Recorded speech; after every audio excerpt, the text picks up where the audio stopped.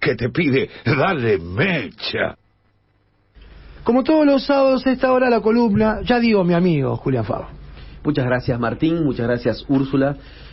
Y se dice que la historia del pensamiento occidental, fundamentalmente a partir de los griegos, es una respuesta frente al terror que a la humanidad le genera el devenir. El devenir como el desconocimiento, lo desconocido, el vacío, la nada, son conceptos y sensaciones y desde el punto de vista de la filosofía, preguntas filosóficas que han aterrado a Occidente, la pregunta por la nada, la pregunta por el vacío, la pregunta por lo desconocido.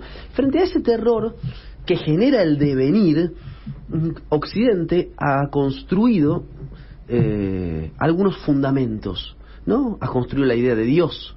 Por eso Nietzsche dirá que la historia de Occidente es la de un monótono teísmo, ¿no? Un único fundamento al que le hemos puesto el nombre de Dios y hemos creído que estaba ahí desde siempre. O también podemos hablar de la moral, o también podemos hablar de la religión. Es decir, de los grandes sistemas que lo que han hecho han sido ponerle un rótulo a la vida y ponerle un rótulo a lo desconocido. Frente a eso aparece justamente, nos dice Nietzsche, el arte. Y el arte es un vehículo creativo que pone en discusión esos grandes fundamentos. Por eso alguien que desde el arte podría pensarse, como diría Nietzsche, como un filósofo integral, como un filósofo artista, es sin duda Luis Alberto Spinetta. Y Luis Alberto Spinetta practicó algo que está en la moral de Nietzsche, que Nietzsche se presentaba a sí mismo como un antimoralista, es decir, como alguien que estaba más allá del bien y del mal, como alguien que estaba más allá de las categorías morales, más allá, como decía Martín recién, del gusto establecido, porque el canon estético establecido en una época siempre implica un orden moral, es decir, a mí me gusta. Cuando uno dice que algo a uno le gusta, lo que está pretendiendo con eso es que le guste a todo el mundo. Y muchas veces ese gusto es el gusto común. No es que uno tiene un gusto extraordinario para la época. Le pasó a Nietzsche. Cuando Nietzsche escribe el Zaratustra, le pone como subtítulo: un libro para todos y para nadie. Se imprimieron 40 ejemplares, no vendió ninguno. Regaló 8. Y él cree que solo 2 amigos lo leyeron, ¿no? Digo, hablemos de Spinetta, ¿no? Spinetta es un artista nietzscheano, absolutamente nietzscheano. Spinetta crea las condiciones de lo que se va a escuchar más adelante, lo que decía Martín recién, ¿no? Eso es vanguardia. Quizás estar forjando un auditorio para lo que se va a decir.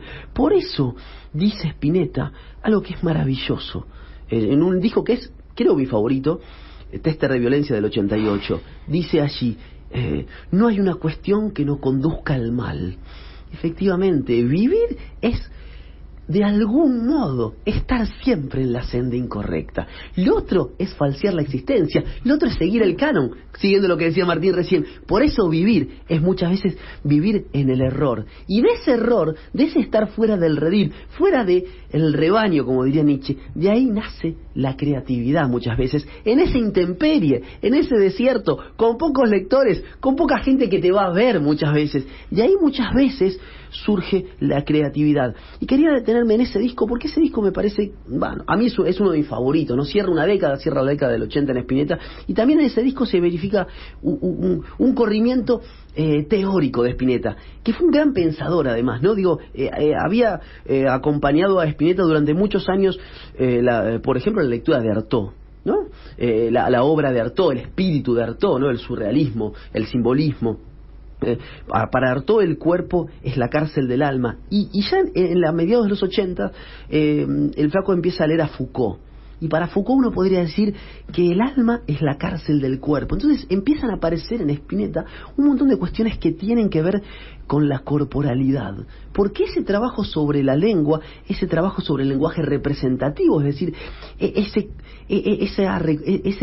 inmersión en la metáfora que estuvo desde siempre presente en la obra de Spinetta, también es un trabajo sobre el cuerpo, porque justamente romper el lenguaje representativo, romper con la idea de Dios, romper con la idea de la moral, romper con la idea de los grandes sistemas, es también romper con las propias corporalidades cooptadas justamente en dispositivos de saber y de poder, como diría Foucault. Y decía en una entrevista en aquel famoso programa El Monitor, conducido por Jorge Dorio y Martín Caparrós en la TV argentina, decía Spinetta en esa entrevista, emparentado con Foucault, por ejemplo, en un libro como Vigilar y Castigar, que me parece es una introducción al psicoanálisis realmente en serio, y por más que no te vayas a psicoanalizar, me parece fabuloso leerlo, porque es verse a uno mismo desde el punto de vista de lo que hemos creado como norma represiva entre todos. La profunda inocencia que hay en el fondo de toda gran represión son manojos de carnes que andan ahí, ninguno logra más que ser una cruz, ¿no? Efectivamente, lo que hay en Spinetta es un trabajo sobre los cuerpos, es una metamorfosis y también es una figura cara a la obra de Nietzsche, ¿no? El comienzo del Zaratustra comienza con una metamorfosis de águila a león, de león a niño. Efectivamente, en Spinetta hay una reconstrucción de la sensibilidad, de una sensibilidad que efectivamente me parece que lo que nos está diciendo es que se ha caído Dios, se ha caído la moral, y entonces hay que construir un reparo, hay que construir un refugio. Después del aire que estalla, buscar se parece a nada. La búsqueda de Spinetta es una búsqueda profundamente filosófica. Es la búsqueda de aquel que sabe que Dios ha muerto, pero que ha dejado sus sombras. Y hay que tener cuidado con las sombras, porque hasta Dios quiere ser el viento y así ya no sentir más frío. La columna de Julián Faga.